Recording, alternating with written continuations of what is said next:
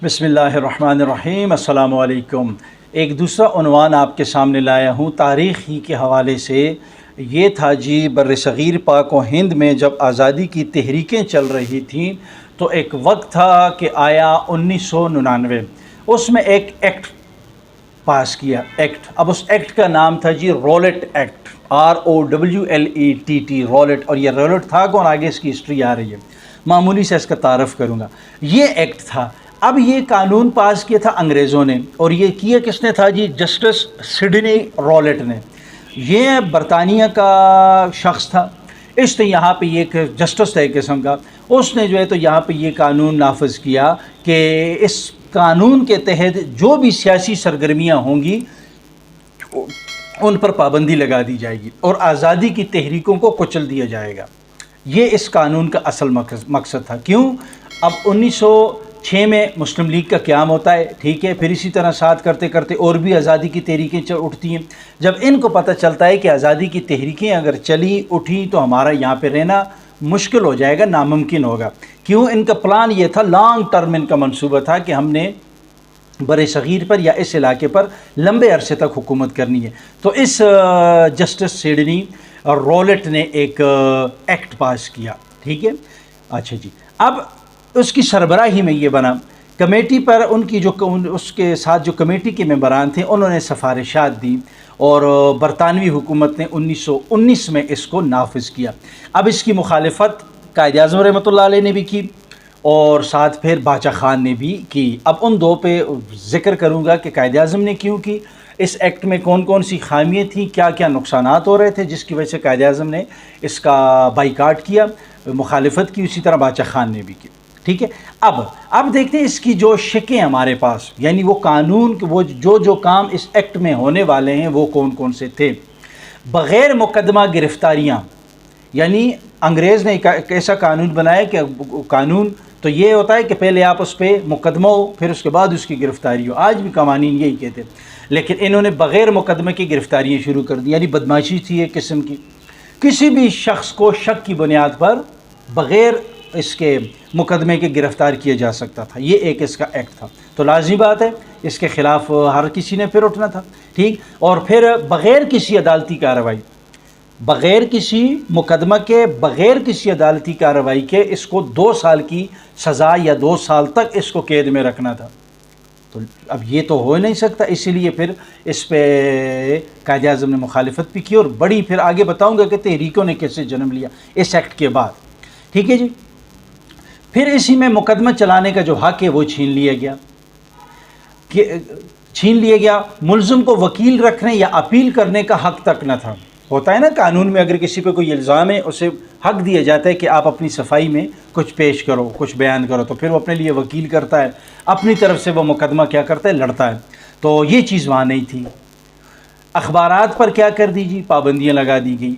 जो आज़ादी राय का जो इजहार था, ठीक है, आज़ादी इजहार, उस पर वो जो राय जो थी आज़ादी की कि हमने ये करना है, उस पर भी पाबंदियाँ लगा दी थी, ठीक। और अखबारात को जो है तो सेंसर कर दिया था, उन पर सेंसरशिप नाफिज कर दी थी कि इन ख़बरों को आपने नहीं लगाना, ठीक है, या जो ख़बरें आप लगाओगे हमसे इजाज़त लेके लगाओगे वगैरह वगैरह।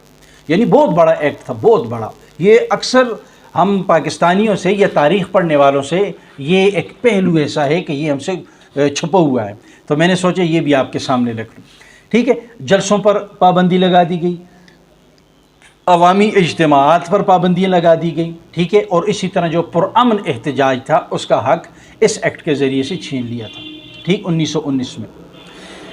फिर जब इसकी इत्तला मुस्लिम लीग को पहुँचती है तो उसमें कायद-ए-आज़म रहमतुल्लाह अलैह का किरदार क्या होता है। उन्होंने इसकी मुखालिफत क्यों की और भी थे, वीडियो लंबी हो जाएगी, लेकिन कायद-ए-आज़म का बताऊँगा और साथ बाचा खान जो थे, खान अब्दुल गफ़ार खान, उनके बारे में बताऊँगे कि उन्होंने इस पर क्यों इसकी मुखालिफत की। अब कायद-ए-आज़म क्या थे जी, वो आपको पता है, पुरअमन थे। अब कायद-ए-आज़म के बारे में आपको पता है, चूँकि उन्होंने बरतानिया का ही कानून पढ़ा हुआ था। कायद-ए-आज़म रहमतुल्लाह अलैह के बारे में आता है कि इन्होंने ये 10 मिनट भी जेल नहीं गए। क्यों? जो भी कदम उठाते बरतानवी कानून के अंदर अंदर कदम उठाकर काम करते, तो कानूनी जद्दोजहद के हामी थे। इन्होंने कहा जो जद्दोजहद भी करेंगे वो कानूनी तरीके से करेंगे, ठीक है। उन्होंने इस कानून की मुखालफत मंदरजा झेल बुनियाद पर की, वजूहात पर یعنی یہ چیزیں انہوں نے اپنے سامنے رکھی، کہا کہ اس کی وجہ سے انسانی حقوق کی پامالی ہو رہی ہے۔ نمبر 1، انسانی حقوق کی خلاف ورزی، بغیر مقدمے کے، بغیر کسی عدالتی فیصلے کے اس کو جو ہے تو آپ 2 سال کے لیے اسے قید رکھو، سزا دو، تو یہ کہنے کہاں کا انصاف ہے یا قانون ہے؟ انسانی حقوق کی خلاف ورزی، قانون انصاف کے جو بھی قانون تھا اس وقت کا برطانیہ کا جو بھی قانون تھا یا مسلمانوں کا اپنا جو قانون تھا، خاص کر برطانیہ کا قانون چلتا تھا، اس کی خلاف ورزی ہو رہی تھی۔ ٹھیک، سیاسی آزادی پر حملہ، قائد اعظم نے جو ان کو مخالفت کی ایک وجہ یہ بھی تھی کہ وہ کیا تھے، اس میں انہوں نے کہا کہ یہ سیاسی آزادی اس میں سلب ہو رہی ہے، یعنی مسلمان جو ہندوستان میں جو مسلمان ہیں ان کو سیاسی طور پر دبایا جا رہا ہے۔ ٹھیک ہو گیا۔ قانون کی حکمرانی کا خاتمہ، یعنی جو قانون ہے اس کی حکمرانی کا خاتمہ، جس طرح پیچھے بیان ہو گیا کہ بغیر مقدمے کے اس کو 2 سال کی قید وغیرہ وغیرہ۔ اچھا، اس کے کیا قائد اعظم رحمۃ اللہ نے احتجاجاً استعفیٰ بھی دے دیا تھا۔ اب دیکھتے ہیں جی، خان عبد الغفار خان، جن کو باچا خان کہا جاتا ہے، انہوں نے کیوں مخالفت کی؟ ٹھیک، باچا خان عدم تشدد اور سیاسی شعور کے علمبردار تھے، یعنی وہ یہ نہیں چاہتے تھے کہ تشدد ہو۔ ٹھیک ہے، ان کے خلاف آپ آج بھی ہمیں بہت غلط کچھ پڑھایا گیا ہے، لیکن حقیقت میں وہ چیز نہیں ہے جو آج ہمیں پڑھایا گیا تھا۔ ان کی اگر زندگی کا پہلو ہم پڑھیں، ان کی اگر ہم ہسٹری پڑھیں تو ہمیں بہت کچھ نیا سیکھنے کو ملتا ہے، لیکن ہمیں بس ہماری اپنی غلطی ہے کہ ہمیں جو کچھ کہا گیا ہم نے آنکھیں بند کر کے اسی کو مانا ہے۔ انہوں نے اس ایکٹ کو کیا کیے جی، یہ ظلم، جبر اور قانون کے خلاف قرار دیا۔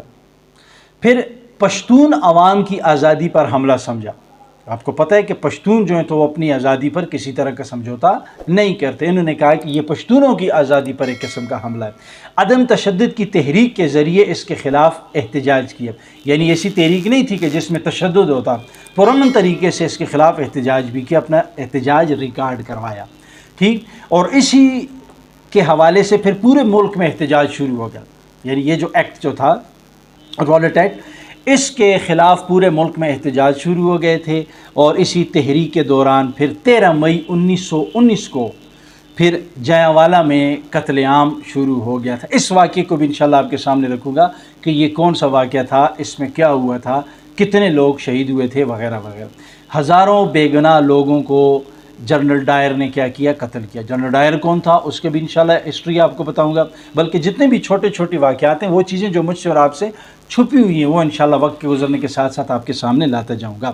اس واقعے نے رولٹ ایکٹ کی مخالفت کو مزید شدت دی اور ہندوستان کی آزادی کی تحریک کو نئی جان ملی، یعنی ہزاروں لوگوں نے اپنی جانیں قربان تو کر دیں، لیکن آزادی کی تحریک میں ایک نئی جان بنی۔ ٹھیک ہے، پھر آگے آپ کو پتہ ہے خطبہ آباد، پھر کرتے آگے انتخابات، اور پھر جا کے مسلم لیگ کا قیام، پھر انگریزوں کا یہاں سے واپس چلا جانا۔ تو یہ تھا ہمارے پاس آج کا عنوان، رولٹ ایکٹ 1919 کیا تھا۔ امید کرتا ہوں کہ اس سے آپ نے فائدہ اٹھا لیا ہوگا۔